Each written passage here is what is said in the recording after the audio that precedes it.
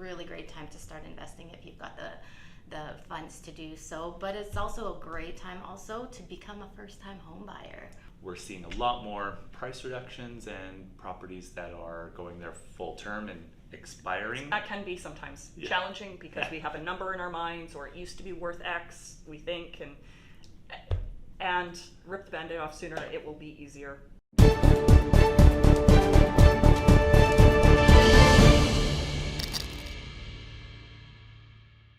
Hey friends, welcome to July. We're going to chat about what happened in the real estate market in Edmonton for June. And we are seeing good summer activity. Yep. It's seasonally busy, like always. Definitely down comparison to last year, which was an anomaly, but very comparable to 2019. We're definitely seeing some properties that maybe weren't priced the most effectively, sellers that are testing the market, maybe not following their professionals' recommendations, and we're seeing some properties sitting around a little bit longer than maybe they should. We're seeing a lot more price reductions and properties that are going their full term and expiring, calling that. And so I think listen to your professional, and if you're thinking about selling, talk to us, and definitely listen to our advice, because we're here to help and ultimately get you to your new home. So, and that can be sometimes challenging because we have a number in our minds, or it used to be worth X, we think, and rip the Band-Aid off sooner, it will be easier. Because I do think we might be going into a bit of a declining market, right? The rest of the year typically we don't have bumps in prices from this point forward. So just do it now. Yeah. So let's highlight what's been going on in the apartment condo areas of Edmonton and also in the single family section of Edmonton. We'll just let you know what's going on, and again, we're here to help. Awesome. So let's talk about apartment style condos specifically. So apartment style condos right now, they're averaging just under 2 months of being on the market before they're sold, and we're looking at an average price of $184,000. Okay. With that said, there's tons of opportunities out there for investors that are picking up, looking to either start investing, because this is a really great time to start investing if you've got the funds to do so, but it's also a great time also to become a first-time home buyer or a home buyer altogether. So and so I guess the average price compared to last year is down almost 9%, but it's slowly coming around condos right now because it's increased from last month by 1%. Great. So we're seeing those steady increases, although we're nowhere near where we were last year. We're nowhere near where we were at the beginning of the year either. So we're creeping up there. Okay. Cool. Single family style? Single family, we're seeing some softening. So year over year, we're down, just under 3% for prices softening a little bit. A month over month, similar, just under 2% down from May to June. Again, that would be very typical for the season. Average price for single family in Edmonton is $490. Days on market is around 40, which is up around 10, 11 days from last year at this time. So there's still lots of opportunity in the market, and we are seeing, like in Sherwood Park and St. Albert, single family is still quite robust. With appropriately priced properties, they're moving quite quickly. So that's a little snippet on that part. Overall, Edmonton is, we're back to kind of a balanced market, leaning towards into a buyer's market. So. Yeah. Well, and you mentioned that Sherwood Park and St. Albert are seeing a lot of activity. Some of those properties that are priced right are getting multiple offers on there.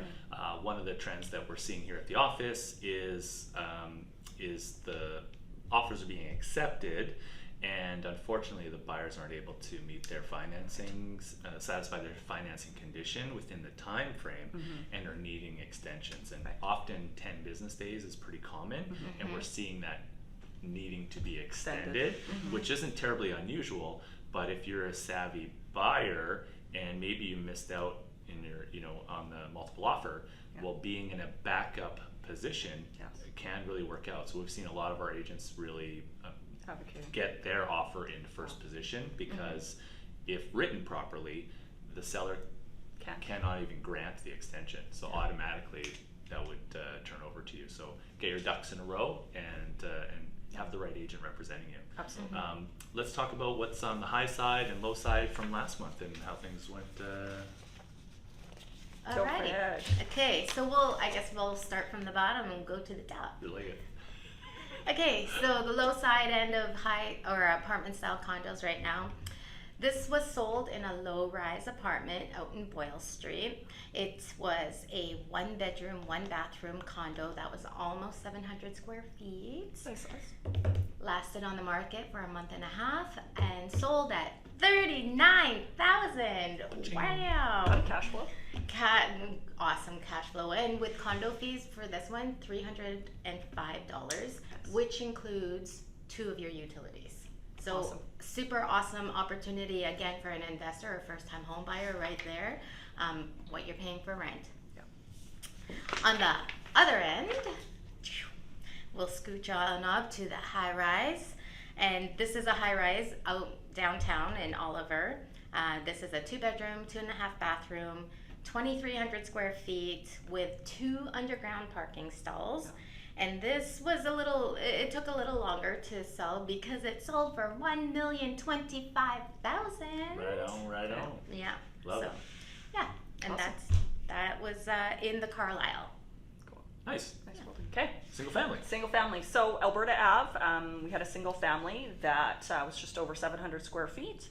Ended up selling for $142. It was just on the market over a month.